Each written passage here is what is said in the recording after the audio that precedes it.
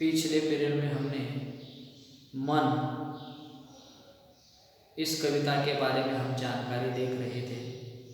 उसमें हमने 6 स्टांजा जो भी है वो हमने देखे हैं और इस हाइकू में छोटी छोटी विभिन्न घटनाओं को अर्थवाही सीमित शब्दों में यहाँ पर प्रस्तुत किया है, उसे हम देखेंगे। उसके आगे खारे जल से धूल गए विषाद, खारे जल से धूल गए विषाद मन पावन। विषाद मतलब दुख, विषाद का अर्थ बताया है क्या, दुख यहाँ पर बताया है कि, और पावन का मतलब भी और बताया है। अरे हम भी जानते हैं पावन यहाँ पर क्या कहते हैं, पवित्र। पावन मतलब पवित्र। जब कोई मनुष्य है वो कभी गलती करता है, गलती करता है मतलब उसे चोट पहुंचने वाली है।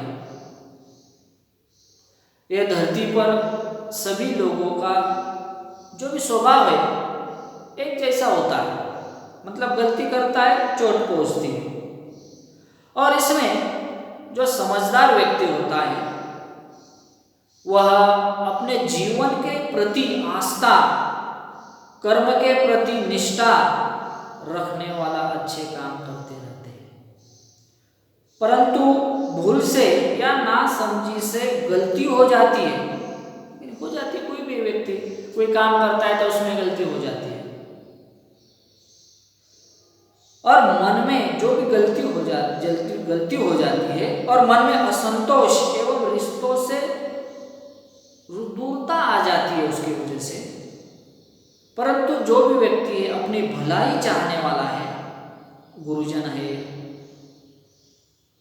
तो वह कड़वी बातें कहता है। लेकिन जो भी अगर हम कोई हमने किसी को दुख दिया तो कड़वी बातें हमें सुनाता है। क्यों सुनाता है? क्योंकि हमने उसके प्रति उसे चोट पहुंचाई, गलती की है। अगर कोई रिश्तेदार हमारा बड़ा होता है तो वह क्या करता है कि हमारे हित के बारे में कुछ बात बता देता है। वह हमें सही क्या है गलत क्या है उसके बारे में बता देता है। वह कहता है सुख और दुख की बात वह बता देता है। तो हमें भी जब वह समझाता है तो हमारे मन का दुख हमें दूर हो गया ऐसा हमें मानना चाहिए, और उसकी जो भी कड़वी बातें हैं वो हमें मीठी लगनी चाहिए। और हम बताते हैं इसके बारे में कि अगर कोई व्यक्ति है तो जब अभिलाषा हमारी पूरी नहीं होती है तब हमारा मन क्या होता है, निराश हो जाता है। कोई बात हमें लगती है, हमें अच्छी लगती है, वो हमें नहीं मिल रही, अभिलाषा है वो मिलना चाहिए, तो हमारा मन निराश हो जाता है। फिर क्या हो जाता है, हमारे जो आंखें होती है वो आंखों से वो झलकने लगता है, उससे खारा पानी आप जब रोते हैं तो वह पानी कैसा होता है, खारा पानी होता है। और यह जो भी जब हम रोते हैं वह झलके खारे पानी से मन के सारे दुख धुल जाते हैं और हमारा मन क्या हो जाता है, पावन हो जाता है। यह बात यहाँ पर होता है। फिर से मैं बताना चाहता हूँ कि जब अभिलाषा हमारी कोई पूरी नहीं होती है तब हमारा मन निराश होता है। पर लेकिन क्या होता है कि आंखों से झलक के जो भी खारे पानी से मन के सारे दुख हमारे धुल जाते हैं और हमारा मन पावन हो जाता है। आगे, मृत्यु को जीना जीवन विष पीना है जिजीविषा। मनुष्य को इस बात को समझना चाहिए, समझना होगा कि हमारा ये जो जीवन है जहर के समान है। अनेक समस्याएं कठिनाइयां आने वाली है, वो जीवन से कठिनाइयों से भरा हुआ है, जहर से भरा हुआ है। और यह जो भी जहर है उसको पीकर उसे अमृत में परावर्तित कर जीवन को बेहतर बनाना ही हमारी जिंदगी है और हम उसको बेहतर बनाएंगे। यह जीने का मकसद और आकांक्षा हमारी होनी चाहिए। और मृत्यु जिस प्रकार अंतिम सत्य कहा गया है, तो जिंदगी बनाकर जीने का जज्बा रखना होगा, तभी हमारा जीवन सफल हो सकता है। देखिए, आपको भी पता है कि मन की आसक्ति के कारण जीवन में कितनी बार हमें अपमान का जहर खोलना पड़ता है। जीवन है, जीना तो है, इसमें अपमान होने वाला है, समस्या आने वाली है, लेकिन हम हमारा जीवन जीते रहते हैं।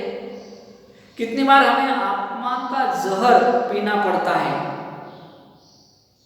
और आपको भी पता है कि अगर यह जो भी जीवन का विषय जहर है वो हमें पीना पड़ने वाला है। और जिजीविषा, जिजीविषा मतलब बताया है कि जीवन के प्रति आसक्ति, जीवन के प्रति जीने की इच्छा। अगर जीवन के प्रति हमारी इच्छा है तो हमें क्या करना चाहिए? जिंदगी बनाकर बेहतर बनाने, उस समस्याओं को दूर कर कर आगे बढ़ना चाहिए। और इस जो भी मृत्यु का अनुभव हमें करना ही है, लेकिन समस्याओं को सुलझा कर आगे। मन की पीड़ा छाई बन बादल बरसी आंखें, पीड़ा मतलब वेदना। अभी यहाँ पर बताया है कि मनुष्य का जो भी स्वभाव की विशेषता या इस हेतु में बताया है, जो भी मनुष्य का मन होता है। सोचो, जब भी हमें वेदना, कठिनाइयाँ आदि महसूस हो जाती है तो स्वाभाविक है तो हमारे आंखों से क्या आने वाला है? पानी आने वाला है, बरसने वाला है। हमें मनुष्य के दुख से दुखी और सुख से सुखी होना चाहिए। किसी को दुख हुआ है तो उसमें शामिल होना चाहिए, किसी को सुख लगता है किस बात में तो उसके साथ सुख में शामिल होना चाहिए। परंतु हमें दूसरों के दुख दूर करने की कोशिश हर हाल में। अगर कोई व्यक्ति दुखी है तो उसका दुख है तो उसका दुख दूर करने की हमें कोशिश करना चाहिए। नहीं तो कहते हैं ना, मैंने पीछे भी बताया था कि सुख के सब साथी दुख में ना कोई। ऐसा नहीं होना चाहिए, दुख में हमें होना चाहिए। ठीक है, इस बात में यहाँ पर बताई है कि मन की जो भी वेदना है जब सही नहीं हमें जानती है, तब मन की वेदना आंखों की जो भी पानी है उससे बन कर बरसते हैं। और दूसरों की दुख में हमेशा क्या करनी चाहिए? मदद करनी चाहिए। आगे, चलती सात पटरियां रेल की फिर भी मौन। आपको पता है कि मनुष्य का जीवन में सुख और दुख रेल की पटरी की तरह है। रेल की पटरियां साथ में चलती है परंतु कभी एक नहीं होती, और जहाँ होती है वहाँ रेल नहीं होती। उसी तरह से यहाँ पर पता है कि मनुष्य के जीवन सुख दुख बराबर साथ साथ चलते हैं पर एक नहीं होते। जो भी सुख दुख है साथ में होते, जीवन में सुख आते दुख आते, लेकिन बराबर साथ चलते हैं पर एक कभी नहीं होते। सुख दुख कभी एक मिलते नहीं मिलते, और जहाँ होते हैं वहाँ अस्तित्व पर शंका प्रस्तावित हो जाती है। जैसे नदी के दो तीर होते हैं, कभी एक नहीं होते। पानी भी सूख जाता है तो भी ये जो भी दो तीर है वो एक नहीं होते, और उसे नदी को नदी नहीं कहा जाता। जब पानी नहीं होता तो नदी को नदी नहीं कहते थे। नाम की नदी रहेगी पर उसके अस्तित्व पर आशंका उठ जाती है। मतलब क्या कि पटरियां एक साथ चलती है पर कभी मिलती नहीं, बोलती नहीं, हमेशा मौन रहती है सुख दुख के बराबर। तो तीसरा, सितारे छिपे बादलों की ओट में सुना आकाश। ओट में मतलब आड़ में, जो भी यह तारों से भरा जो भी आकाश कितना सुंदर होता है, पर बादलों की आड़ में वह क्या हो जाता है? छिप जाते हैं, तब आकाश सुना हो जाता है। अपने जीवन की खुशियों को अनोखे ढंग से यहाँ पर व्यक्त करने की सफल कोशिश हाइकू में की गई है कि जीवन की अहम बात बताते की कोशिश यहाँ पर की है परिहार जी ने। वह कहते हैं कि जीवन रूपी आकाश पर जब खुशियों के तारे चमकते हैं तो जीवन आनंद से भरा होता है, परंतु हर सुख क्षणिक होता है और उसके ऊपर दुख के बादल छा जाते हैं, मतलब सुख के बाद दुख आने वाले हैं और तब उसे निराशा के बादल, हम दुख मतलब निराशा का बादल हम यहाँ पर कह सकते हैं। इसलिए हमें कोशिश करनी होगी कि सुख दुख का पर्दा हमेशा के लिए हटा देना चाहिए। आगे, तुमने दिए जिन गीतों को स्वर हुए अमर। यह जो भी हमारा अगर प्रिय व्यक्ति है, कोई स्नेही है, तो उस प्रिय व्यक्ति द्वारा स्वरबद्ध हुए जो भी गीत है, वह गीत हमें क्या लगने लगते हैं? अमर लगने लगते हैं।